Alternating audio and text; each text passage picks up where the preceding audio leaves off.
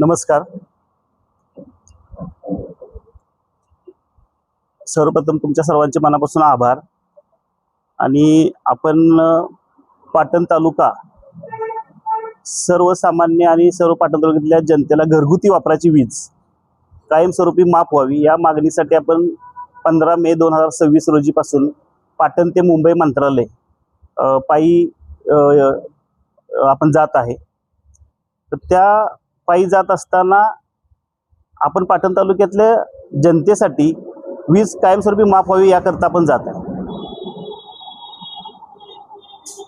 ते जात असतानाचे कारण असं आहे की पाटण तालुक्यामध्ये मोठ्या प्रमाणात कोयना धरण असेल, पवनचक्की असेल किंवा आता नवीन येणारे प्रकल्प जे असतील त्यांच्या माध्यमातून वीज निर्मिती ही मोठ्या प्रमाणात होत आहे. 2062-64 सालापासून कोयना धरण वीज निर्मिती करत आहे. त्याच्यामध्ये हजारो कुटुंब म्हणजे हजारो कुटुंबाचं स्थलांतर दुसरीकडे करण्यात आलेलं आहे.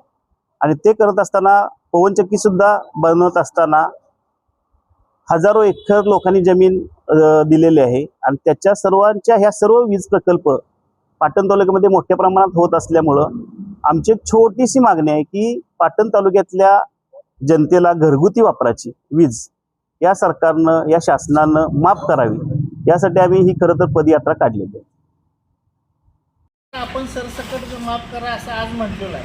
परंतु ज्यावेळेला ही मागणी सगळ्या तालुक्याच्या वतीनं, जिल्ह्याच्या वतीनं पुढं जाईल त्यावेळेला सरकार त्याच्यावर विचार करेल आणि त्याच्यावर मग पर्याय निघतील. मग 100 युनिटपर्यंत करता येईल का, दारिद्र्य रेषेखालच्या लोकांना करता येईल का. परंतु आज आपण जर का त्या दृष्टीनं म्हटलं की एवढ्याच लोकांना करा तर त्या आंदोलनाला त्याला थोडंसं एक वळण वेगळं लागेल. त्यामुळे आपण सर्वांना बरोबर घेऊन आणि सर्वांसाठी ही मागणी करतोय. आता राहिला विषय की त्याची तरतूद आहे का नाही. परंतु माझं असं म्हणणं आहे की जर ज्या जमिनीमध्ये ज्या लोकांच्या जमिनी घेऊन जर का त्यातून जर आपण सगळा महाराष्ट्र जर का प्रकाशमय करत असू आणि त्यातलं 1% वीज जर का तुम्हाला जर पाटण तालुक्याला द्यायला लागणार असेल तर त्यामुळं कुठल्याही गोष्टीचा फरक पडणार नाही आणि तेवढं सरकार देऊ शकतं. ह्या दृष्टीच्या ह्या अशा पद्धतीच्या मागण्या होणं गरजेचं आहे. आणि तो आवाज आता आम्ही महाराष्ट्र नवनिर्माण सेनेच्या वतीनं उचललेला आहे. त्याला आता वाचा फोडून आपण सर्वांनी मिळून त्याच्यासाठी प्रयत्न करूया. बरं, ते राहिलेला मार्ग तो सांगत होता ना, तो सांगा. त्यांना पण दिले. त्याच्यानंतर त्यांचे जे अधिकारी शासकीय जे आहेत ना ते सुद्धा सर्व ऊर्जा विभागाला दिलेलं आहे. आणि सर्व कलेक्टर ह्या आंदोलनाच्या धर्तीवर दिलंय का? हो, दिले. आणि आता तुम्ही आता जे आंदोलनासाठी तुम्ही जे आता वीज बिल माफ करा म्हणताय घरगुती, त्यासाठी पालकमंत्र्यांचं तुम्हाला काय होकार आला? पालकमंत्र्यांचा काही होकार नाही आलेला अजून. 15 तारखेला निघाल्यानंतर साधारणतः तुमचा मार्ग कसा असेल आणि किती कुठं असेल? आता ऊन आहे जास्त, त्यामुळं आमचं टार्गेट होतं की पहिला दिवस आम्ही सातारा पास करून जाईल. पण जरा उन्हाचं जास्त आहे त्यामुळे सातारच्या आसपास रोजचं टार्गेट 50च्या वरती बंद करायच्या वेळ आल्या. कारण लोकच राहत नाही. त्यामुळे बाहेरगावी ते व्यवसायासाठी गेलेले त्यांचीसुद्धा हे घ्यायचंच चालू आहे ना.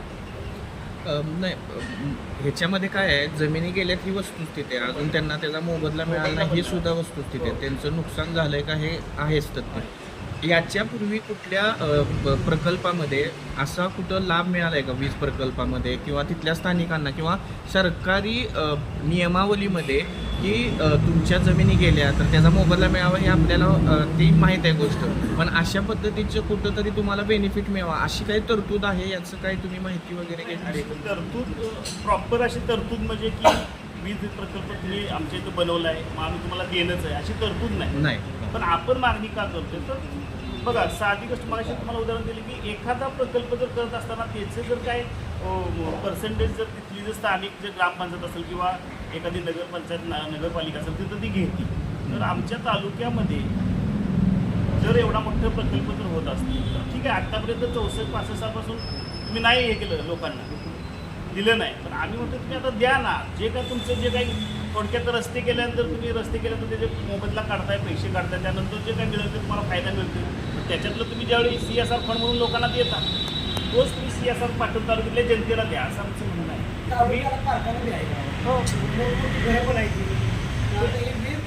तालुक्याला माफ करा म्हणताय.